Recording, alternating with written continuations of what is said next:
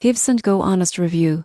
Pricing explained what you get for your money. GiveSendGo is a popular crowdfunding platform, but most people get this wrong. They assume it charges high fees like other platforms. The surprising truth is that GiveSendGo has a unique pricing model focused on flexibility and transparency. For each campaign, there is no mandatory platform fee. You won't believe how this differs from sites like GiveSendGo, which take 5% or more. Instead, donors can leave an optional tip to support the platform. Transaction fees from payment processing, usually around 2.9% plus 30 per donation, still apply, but overall costs remain low. For example, if you raise zero and donors leave tips totaling, your effective cost is much lower than a platform that deducts fees automatically. Premium features like custom donation forms or campaign support may add additional costs, but these are optional. Here's a tip: most people get this wrong by assuming no platform fee means zero costs.